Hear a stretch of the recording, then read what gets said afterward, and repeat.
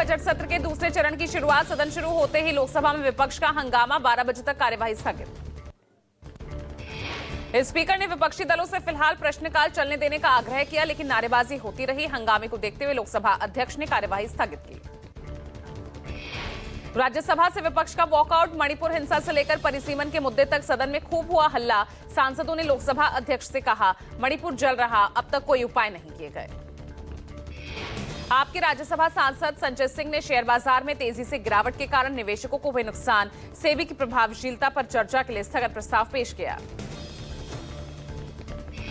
महाराष्ट्र में बजट पेश करेगी महायुति सरकार, 11वीं बार बजट पेश करेंगे अजित पवार। किसान, श्रमिक, महिलाएं, दलित, आदिवासी पर फोकस हो सकता है महाराष्ट्र का बजट। पेश करने के बाद सबसे ज्यादा बार बजट पेश करने वाले वित्त मंत्री बन जाएंगे अजित पवार। गाजीपुर बॉर्डर पर सुबह लगा भीषण ट्रैफिक जाम। युवक की हत्या के बाद परिजनों के विरोध के चलते लगा जाम।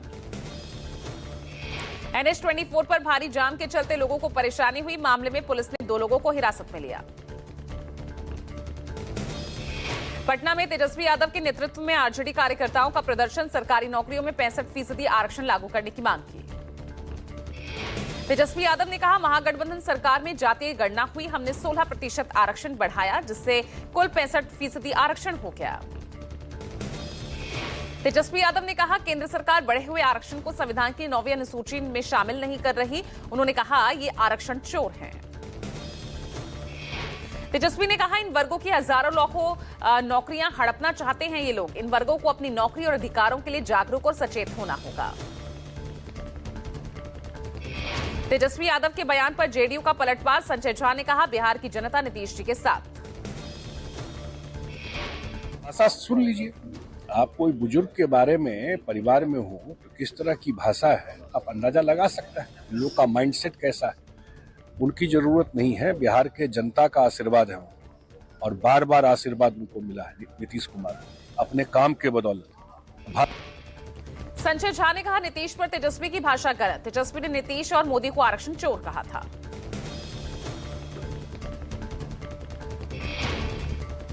आरजेडी सांसद मनोज कुमार झा ने कहा, तेजस्वी यादव ने चुनाव की लंबी लकीर खींची, नहीं लगता कि नीतीश कुमार की वैचारिकी कहीं से भी फिट बैठेगी।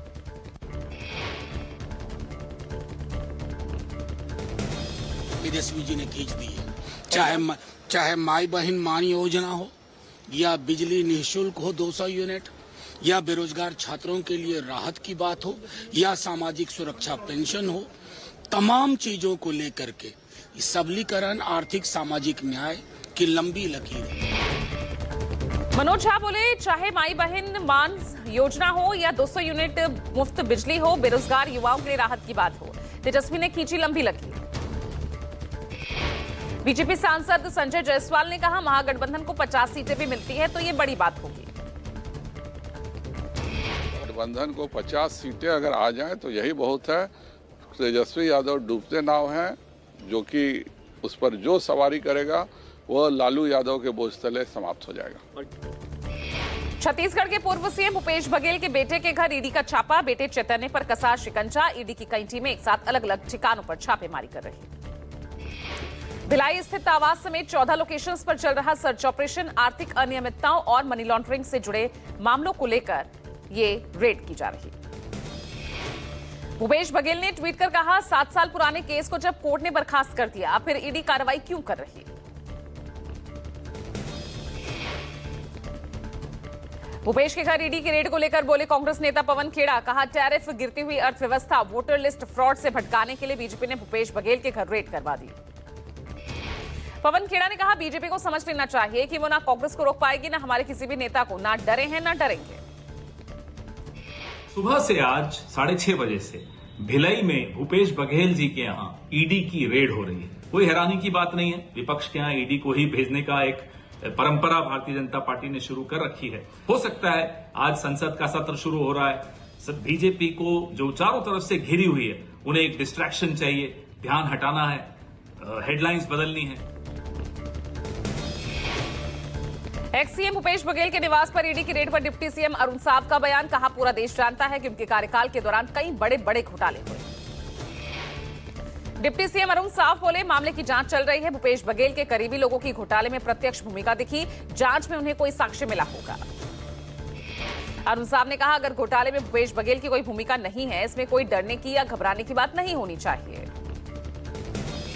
लंबे समय से ईडी जांच कर रही है। जांच के प्रक्रम में उन्हें कोई तथ्य मिला होगा, साक्ष्य मिला होगा, उसके आधार पर ईडी ने ये जांच की कार्यवाही की है। और यदि आपकी कोई भूमिका नहीं है तो डरने और घबराने की तो कोई बात नहीं। पूर्णिया से निर्दलीय सांसद पप्पू यादव का बयान, कहा महागठबंधन का निर्णय सामूहिक होता है, सबकी सहमति से होता है। पप्पू यादव ने कहा कि कांग्रेस हमेशा देश और समाज के हित में निर्णय लेती है और जो बिहार के हित में होगा कांग्रेस उसी हित में निर्णय लेगी। प्रधानमंत्री नरेंद्र मोदी आज 2 दिवसीय मॉरिशस की यात्रा पर जाएंगे। 12 मार्च को पीएम मोदी मॉरिशस के राष्ट्रीय दिवस समारोह में मुख्य अतिथि के रूप में शामिल होंगे। दोनों देशों के बीच कई समझौतों पर होंगे हस्ताक्षर। व्यापार, सीमा पार, वित्तीय अपराधों से निपटने के क्षेत्रों में सहयोग के लिए कई समझौतों पर हस्ताक्षर किए जाएंगे। मॉरिशस के मौका के लौरा मलिंगा गांव में भारतीय समुदाय के सदस्य पीएम मोदी का स्वागत करने के लिए उत्साहित। होली त्योहार से पहले पीएम पहुंच रहे हैं मॉरिशस। मॉरिशस के भारतीय समुदाय के एक सदस्य ने कहा, हम हमेशा होली पूरे उत्साह के साथ मनाते हैं, लेकिन इस साल की होली खास होगी। मोदी जी कहीं भी रहें वो पूरे दुनिया को इन्फ्लुएंस करते हैं, पूरी दुनिया को प्रभावित करते हैं। और जब वो अपने देश में आ रहे हैं, मॉरिशस में आ रहे हैं, तो निश्चित रूप से यहाँ के युवाओं में, यहाँ के लोगों में एक उत्साह है। गुजरात दौरे के दौरान राहुल गांधी ने खाया बाजरे का पिज्जा। अहमदाबाद के कमला कैफे में खाया बाजरे का पिज्जा। पहली बार बाजरे का पिज्जा खाने के बाद इसका वीडियो शेयर किया। कैप्शन में लिखा, ये पूरी लाइफ में अब तक का सबसे स्वादिष्ट पिज्जा है। पिज्जा खाने के बाद राहुल ने प्रियंका गांधी को कॉल किया, लेकिन वो नाराज हो गई। राहुल ने पिज्जा खाने के साथ ही कैफे की महिलाओं के साथ भी बातचीत की। सामना संपादकीय में चुनाव आयोग पर निशाना। संपादकीय में चुनाव को भारत में सबसे बड़ा घोटाला बताया। घोटाले का मुख्य सूत्रधार भारत का चुनाव आयोग है। सामना संपादकीय में लिखा, महाराष्ट्र और हरियाणा में बीजेपी को जो भी जीत हासिल हुई उसकी वजह डुप्लीकेट मतदाता रजिस्ट्रेशन है। संपादकीय में लिखा, पश्चिम बंगाल विधानसभा चुनाव से पहले डुप्लीकेट वोटर्स का खेल शुरू। ममता बनर्जी ने चुनाव आयोग की चोरी पकड़ी। नशे के विरुद्ध पंजाब सरकार का मिशन जारी। बुलडोजर एक्शन में सीएम मान। बरनाला में चला पीला पंजा। 2 महिला तस्करों की अवैध संपत्ति पर बुलडोजर चला। दोनों पर एनडीपीएस मामले में कुल 16 एफआईआर दर्ज। मार्क कार्नी होंगे कनाडा के अगले प्रधानमंत्री। जस्टिन ट्रूडो की जगह लेंगे। मार्क कार्नी पहले ऐसे प्रधानमंत्री होंगे जिनके पास विधायी या कैबिनेट का कोई पूर्व अनुभव नहीं है। पीएम बनने के दौड़ में कार्नी ने 86% सदस्यों के वोट हासिल किए। मार्क कार्नी ऐसे वक्त में देश की कमान संभालेंगे जब कनाडा कई मोर्चों पर संकटों का सामना कर रहा है। दिल्ली के सीएम रेखा गुप्ता ने अपने आवास पर जन मिलन समारोह का आयोजन किया। लोगों से मुलाकात की। आजाद समाज पार्टी और भीम आर्मी कार्यकर्ताओं का विभिन्न मांगों को लेकर विरोध प्रदर्शन। लखनऊ में राज्य विधानसभा के बाहर सुरक्षा कड़ी। आंध्र प्रदेश विधान परिषद के सदस्यों द्वारा द्विवार्षिक निर्वाचन। बीजेपी ने आंध्र प्रदेश विधान परिषद के लिए श्री सोमू वीर राजू को बनाया उम्मीदवार। पुणे से कांग्रेस के पूर्व विधायक रविंद्र धंगेकर छोड़ेंगे कांग्रेस। एकनाथ शिंदे के नेतृत्व वाली शिवसेना में होंगे शामिल।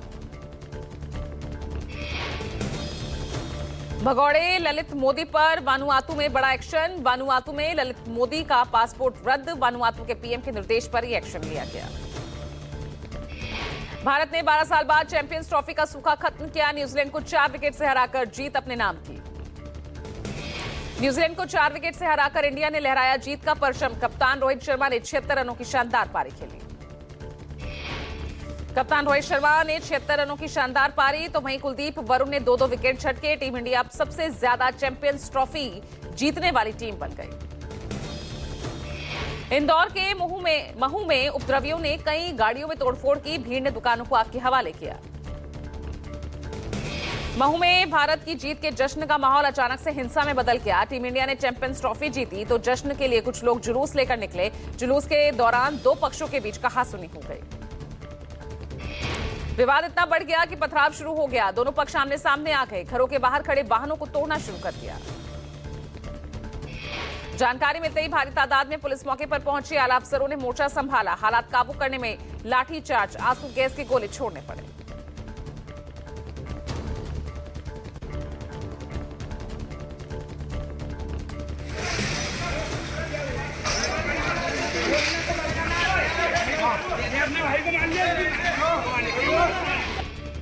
दिल्ली के लोधी रोड स्थित इंडियन इंटरनेशनल सेंटर में exchange for media, digital, creative और मीडिया इकोनॉमी समिट का आयोजन हुआ।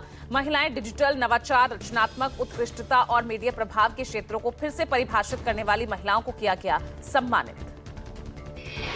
न्यूज 24 की editor in chief Anuradha Prasad ने मुख्य अतिथि के तौर पर समिट में शिरकत की।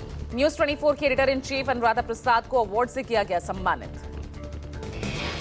समिट में पत्रकारिता में महिलाओं के सामने आने वाली चुनौतियों पर चर्चा हुई। पेशेवर और व्यक्तिगत जीवन को संतुलित करने में महिलाओं के सामने आने वाली चुनौतियों का जिक्र हुआ। यूपी के मुरादाबाद में तेंदुए की दहशत एक बार फिर दिखाई दिया। तेंदुआ घूमते हुए सीसीटीवी में कैद हुआ। तेंदुए की दस्तक से लोगों में दहशत। इलाके में तेंदुए ने पहले कई जानवरों को बनाया अपना शिकार। डर के चलते खेतों पर नहीं जा रहे लोग। आज अजमेर में बाजार बंद। पुलिस पूरी तरह से अलर्ट मोड पर। अजमेर के दरगाह बाजार में दुकान खुली रहने पर बंद समर्थक वकीलों ने हंगामा किया। अधिवक्ता पुरुषोत्तम जोकेठिया की मौत से अधिवक्ताओं में देखा जा रहा जबरदस्त आक्रोश। मृतक अधिवक्ता को 1 करोड़ रुपए का मुआवजा देने, मृतक के एक परिजन को सरकारी नौकरी और एडवोकेट प्रोटेक्शन एक्ट लागू करने की मांग रखी। बिहार के बाढ़ में 4 लेन पर 3 गाड़ियां आपस में टकराई। पटना से बेगूसराय जा रहे एक डॉक्टर की मौत। तीनों गाड़ियों का अगला हिस्सा बुरी तरह से क्षतिग्रस्त। पुलिस हादसे की जांच में जुटी।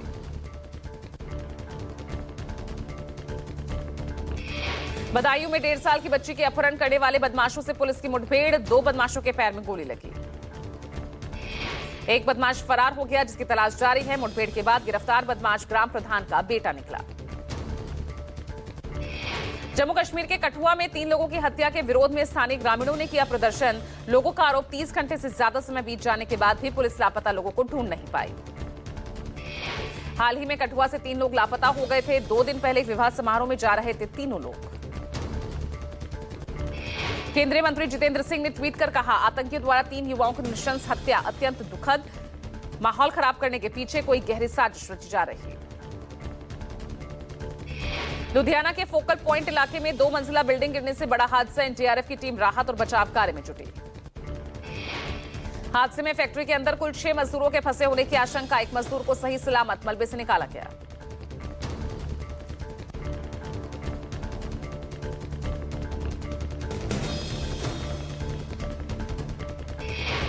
राजस्थान सरकार का कोचिंग स्टूडेंट की आत्महत्या रोकने के लिए बड़ा कदम। कोचिंग सेंटर पर कंट्रोल के लिए बिल लाएगी सरकार। भजनलाल शर्मा की अध्यक्षता में हुई कैबिनेट की मीटिंग में कोचिंग सेंटर पर कंट्रोल वाले बिल को मंजूरी दी गई। 50 से ज्यादा स्टूडेंट वाले कोचिंग का रजिस्ट्रेशन अनिवार्य होगा। नियमों के उल्लंघन पर भारी जुर्माने का प्रावधान भी।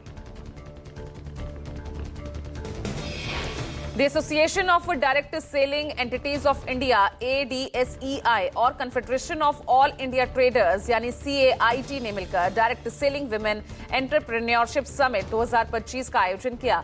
दिल्ली के इंदिरा गांधी इंडोर स्टेडियम में direct selling women entrepreneurship summit 2025 का आयोजन। कार्यक्रम में उत्तराखंड के मुख्यमंत्री पुष्कर सिंह धामी, दिल्ली की मुख्यमंत्री रेखा गुप्ता, पूर्व केंद्रीय मंत्री स्मृति ईरानी, ADSEI के प्रेसिडेंट डॉक्टर संजीव कुमार और CAIT के जनरल सेक्रेटरी और लोकसभा सांसद प्रवीण खंडेलवाल ने शिरकत की। डायरेक्ट सेलिंग से जुड़ी 13,000 से ज्यादा महिलाओं ने हिस्सा लिया। मध्य प्रदेश के सीधी में दर्दनाक सड़क हादसा, 7 लोगों की मौत, 14 घायल। सड़क दुर्घटना की सूचना पर जिला प्रशासन की टीम मौके पर पहुंची, बचाव कार्य शुरू किया। सीधी सड़क हादसे पर प्रदेश के मुख्यमंत्री मोहन यादव ने व्यक्त की शोक संवेदना, घटना पर जताया दुख। सड़क दुर्घटना में मृतक के परिजनों को स्वेच्छा अनुदान से 2 लाख और गंभीर रूप से घायलों को 1-1 लाख की मदद दी जाएगी।